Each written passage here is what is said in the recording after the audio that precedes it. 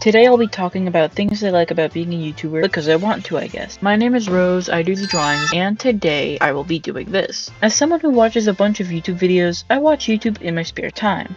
Obviously. But occasionally, I see something that I've never seen before. No, more like never noticed before. Could be a border, a background, a transition, or even just an effect. But once I see it, I just have to know how it works. And so I ask around. I search, I learn about it. And by that, I mean I do a Google search most of the time, but one way or another, I acquire the information. That's the important part. And then I recreate it for myself. And it gets hard sometimes, but it really is satisfying.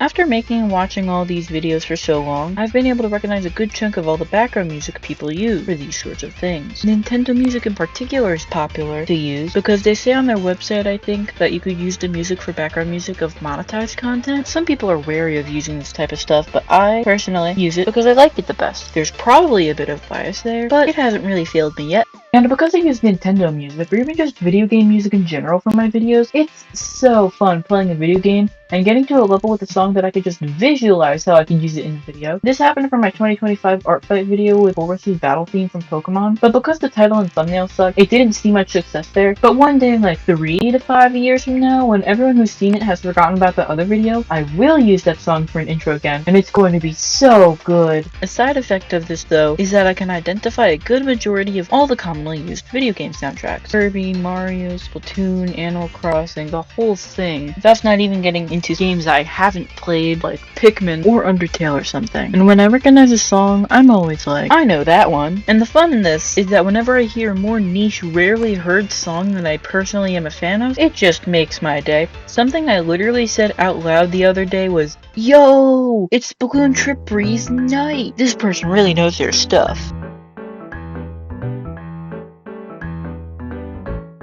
Occasionally, I get into this sort of video editing flow state whenever I work on the same thing for a little while. Most of the time, it'll be while I'm audio editing, usually while listening to my stream playlist at the same time. Usually, I'm not too big of a fan of how long it takes me to edit one video at a time, because I would like to make more videos faster, but if it takes me a month to make a video, it takes me a month to make a video, right? But anyways, getting into a video editing groove just feels awesome. You just gotta figure out how to get into it and how it happens, setting everything up, but goodness, all that preparation is so worth it.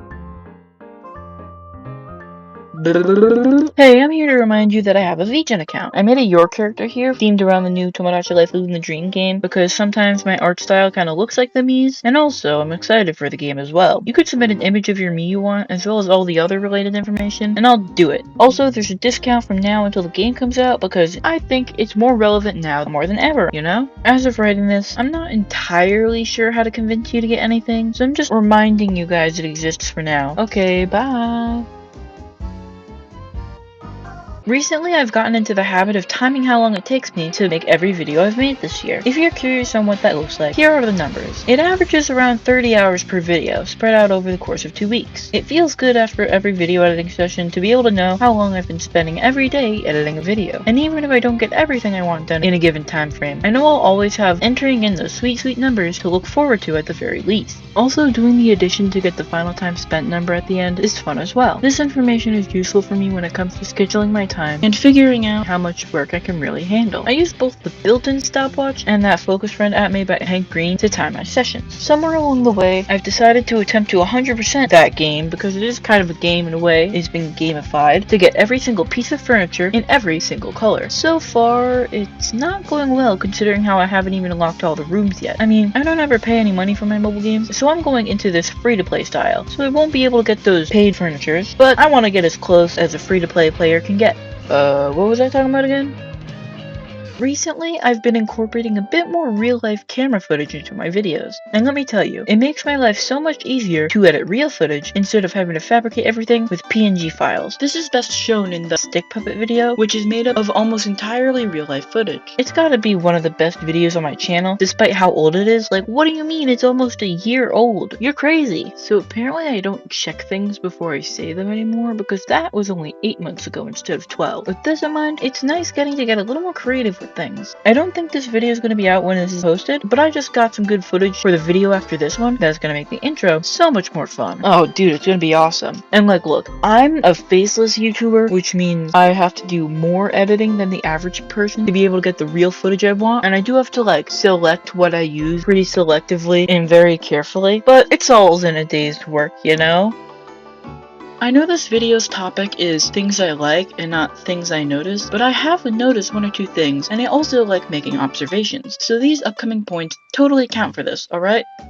Now, I'm on year 3 of running this channel, and as of right now, I'm not exactly getting the numbers I was dreaming of when I was first starting this whole operation. Because of this, I've been noticing that occasionally I get a little mad at myself because my channel is doing a little bit worse than I thought it would be doing by now, which is not helped by the fact that it's on me for being inconsistent with both the quality and the quantity of uploads at some points, but recently I've noticed that a good chunk of my favorite YouTubers fall into the following situation. They have been running this channel they have for around 10 years now, but I've only started finding success in the past 2 years or so. And on one hand, that's definitely not terrifying as someone who's only 3 years in and is mildly impatient for success because I want this to be my job as soon as possible. But on the other side of things, it's a relief to realize that this channel's not a complete failure just because I've had an off year or two, and I could totally bounce back or something. I've had a funny observation recently. Making a YouTube video is like making homemade, handmade pasta. Stay with me here. You start off with your base ingredients. For this analogy, the flour is whatever topic you're passionate about, and the egg is your motivation for starting a YouTube channel, I don't know. After you bring these two things together and combine them, here comes the hardest step, kneading the dough. Now, I learned how to make homemade pasta for a school project or one of my classes. Like, we made the pasta in the class. And when I tell you that kneading the pasta took almost a whole class period, I managed to get it done before it ended. But when I tell you the main part of making the pasta is to just keep kneading it just to keep working at it, and I hypothesize that YouTube also kind of works like that in a way. Whether the main pasta dough represents a whole channel or just one video, you just have to keep working on it over and over and over and over, finding at least one thing to improve every time until you have a finished product. The point where this analogy falls apart is that with pasta, there's a point where you have over kneaded the dough and you have to stop eventually. No, the analogy can still work. I got this, guys.